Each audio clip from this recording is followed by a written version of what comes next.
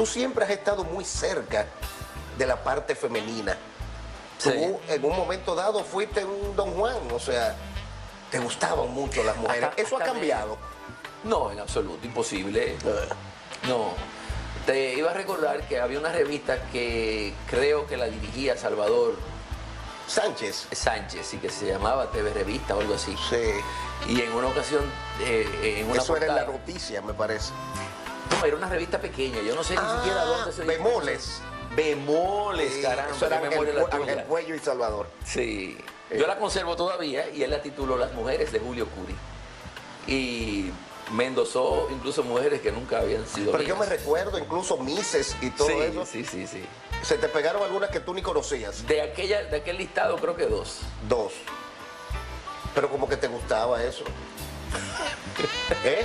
Déjame decirte. Tú eres como medio Mira, farandulero, mi Julio. papá, déjame decirte que yo he tenido a mi papá en una especie de altar. Si tú vas a mi oficina, es una especie de memorabilia de él. Cuando yo era joven, o muchacho, ¿no? Esa es la que está en la Lincoln con Sarasota, ¿no? Como Sarasota. Cuando Cuando yo era inteligencia. muchacho. Me llamó la atención lo de inteligencia. Hago una digresión para decirte que yo no me puedo atribuir la originalidad de ese nombre comercial o de esa marca, porque eso existe antes que en República Dominicana, en Argentina, Chile, otros países de Sudamérica y creo que en España también. Es una forma de sacudirse de encima el abogados o el bufete legal. El clásico la bufete oficina de abogados. Exacto. Es una forma más ingeniosa de identificar. ¿Qué hacemos? Hay alguien. No hacemos nada. Bonita. Bonita, investígame ese muchacho que está allí. Enfócamelo. Bonita. Investígame ese muchacho. Ven, bonita. Porque cuando los perros ladran es por algo, ¿eh? Y yo creo que no es racista. Es racista, No, en Bonita. absoluto. ¿Tú me decías? ¿Qué decía? Yo no sé, porque te hice como 3 preguntas. Sí. Hablamos de las mujeres, hablamos de la oficina. Ah, no, de mi papá. Bueno, usted decía que eh. entonces yo siendo muchacho, los amigos de mi edad. No, pero de mi sigue, edad, tranquilo. preferían ir y hacer cosas, ir a lugares y hacer cosas distintas a las mías porque yo vivía más bien aferrado a mi papá y de alguna manera lo idolatraba porque cuando él se iba aquí o allí, las manifestaciones de admiración que le profesaban me cautivaron. Entonces, cuando él era a su vez joven, su fama era la de un hombre... Un Don Juan. Un Don Juan. Entonces yo más o menos quise... ¿Tú eres el más viejo de la familia? No, el más joven. Yo El soy más su último joven. hijo. Pues tú no Entonces, tienes ese- ni 50 años, tú naciste en el 69. Los cumplí. Pero tú Ahora no en naciste en enero. el 69. En enero, el 22 Ah, de porque enero. estamos en el 2019. Sí. Wow. Pero ella, él, mira, aquí hay como un equipo Bonita. grandísimo. Pero enfóquela usted mismo, enfóquela. Para que ven. Vamos Bonita. a ver. Vamos a ver si la intimida. Ven acá, mi vida. Cógela, vamos a sacarla. Mira, yo fui perro en otra vida. Mira cómo se pone conmigo. Y mantengo rasgos. Mira. Es normal que se mantenga así con un desconocido. Hágalo usted, Baloy, venga. ¡Pato! Baloy, pásale la mano, venga. Dile que la vengan a buscar, ven. Venga, No, venga. Vamos a hacer programa. No, pero vamos. Pásale la mano, venga. Mira, bonita. Mira qué moreno. Ella Mira. viene ahora viene donde su papá. Vamos, tienes que dejarme hacer la entrevista. Está bien, mi amor. Vamos Ya. a darle un descanso a Bonita. Ya hizo su show. Sí, ya.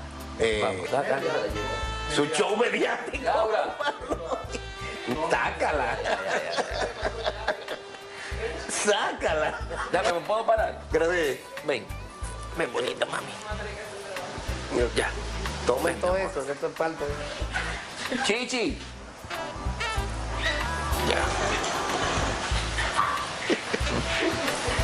Tú sufres de calor, veo que tú sudas fácil. Sí, sudo mucho. ¿Te pones tenso en una entrevista? No, para nada. Pero yo estoy en ¿Cuánto te esto has acostumbrado a desde, los estrados y las cosas y las... y estoy en esto desde muy joven. Tú me ¿Qué decías te de tu decía? papá. Bueno, entonces, quise ser exactamente lo que él fue. Claro, las circunstancias históricas que le correspondieron a él vivir, digamos, lo llevaron a ocupar posiciones públicas que son irrepetibles, porque aquí no hay una revuelta popular para que nadie pueda ocupar la Cancillería como él lo hizo. Sí, una Cancillería, digamos, inorgánica, porque apenas estaba acompañado de una maquinilla de escribir, desde la cual escribía los telegramas, que fueron los que permitieron que la comunidad internacional supiese lo que aquí ocurría cuando los 42.000 marines americanos desembarcaron aquí el 28 de abril del 65. Él hizo de aquel acontecimiento nacional un acontecimiento mundial. Y la presión entonces que se ejercieron desde organismos multilaterales en interés de la paz, porque recuerda que la excusa, la ñagaza que se utilizó para justificar la intervención era que aquí se quería remedar el ejemplo de Cuba, que 6 años antes había ocurrido el desembarque de... Bueno, pero era lo más temido por el imperio. Sí. Otra Cuba. No querían que se repitiera, que eso replicara aquí. Sí. Porque entonces se iba a diseminar por todo el Caribe. Iba a ser vez. mortal, porque ya una Cuba, República Dominicana, iba a poder repicar en otras latitudes cercanas, ¿no? Sí. Y eso había que abortarlo. Pero eso no era justo, porque recuérdate que aquí lo que había era un gobierno presidido por Don Alex Cabral, el triunvirato, que no tenía legitimidad democrática, que no había sido fruto de ninguna elección popular. De manera que cuando... Y es una coyuntura que Balaguer aprovecha. No, Balaguer aprovecha la firma de la paz, ¿no? Para, una vez convocadas las elecciones, pero el primero de junio. Cierto coqueteo con los gringos. Obviamente, claro. Entonces, por eso te digo que de alguna manera aprovecha una coyuntura. Él es el gran beneficiario de la Revolución de Abril, porque desde el 66 hasta el 78, que duró gobernando, pues aprovechó de una reelección indefinida que entonces existía, porque en la reforma constitucional de 1966 se abrogó. ¿Qué está en tu memoria? Tú naciste en el 69, ya Balaguer tenía 3 años. Sí. Yo nací en el 66, justamente el año que Balaguer asumió el primer periodo de poder, pero aún yo muy pequeño, mis padres, mi papá abogado, doctor Ruiz Brache, eran revolucionarios. Nosotros vivíamos en la Benigno del Castillo, en San Carlos, una calle muy prestigiosa, habían poetas, y me recuerdo que el director de la CDE de entonces, don Matías, vivía ahí. Era una calle muy distinta al todo San Carlos, pero en mi casa se escondía Plinio Matos Moquete y muchos comunistas. Nosotros éramos 3 varones y una hembrita, y aún persiguiendo y amenazando como Plinio Matos Moquete, mi mamá y mi papá lo escondían allí. O sea, mira los ideales de esa época. Y yo crecí muy adverso a esos 12 años por todas las atrocidades que se hicieron. Sin embargo, después, la misma historia me enseñó, y testimonios cercanos, incluyendo de mis padres, que también los comunistas no eran fáciles.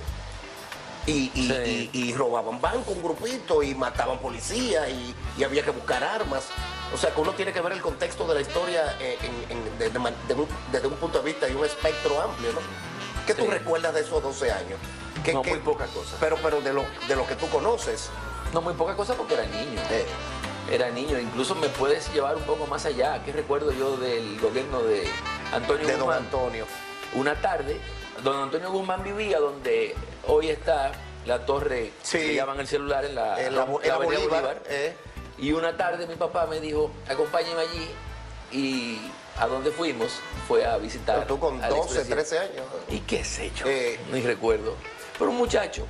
Y luego, cuando Salvador Jorge Blanco aspira al poder, visitó frecuentemente a mi papá, porque aun cuando él hizo mutis del quehacer político, porque no era lo que le atraía, él era un jurista consagrado.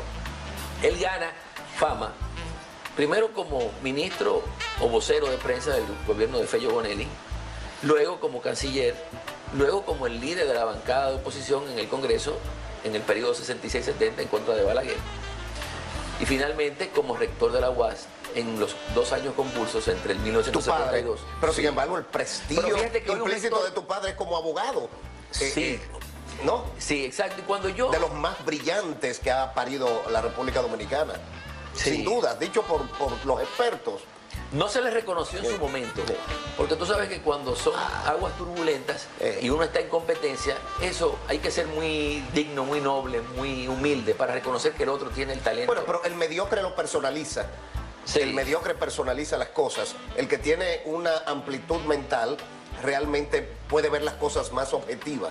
Tú y yo podemos tener diferencia y yo no tengo por qué dejar de reconocer los méritos que tú tengas. Bueno, pero bueno, tú conoces una vieja sentencia popular que reza que ofende quien puede. No quien quiere. No quien quiere. Entonces eso me trae desde el olvido el hecho de que cada vez que mi papá asumía posiciones críticas de un lado o de otro, generaba reacciones contestatarias. En esos 4 años del gobierno de Salvador Blanco, a él se le dijo de todo. Hasta se le publicaron. O sea, a don Yuti. Sí, a don Yuti. Se le publicaron cartas que él había tenido que escribirle obligatoriamente a Trujillo. Se circuló la especie de que la animosidad entre él y el expresidente Jorge Blanco tenían su origen en favores desmedidos que mi papá había pedido y que Salvador Jorge Blanco no había podido complacer. En fin, entonces es muy lógico que el mediocre personalice.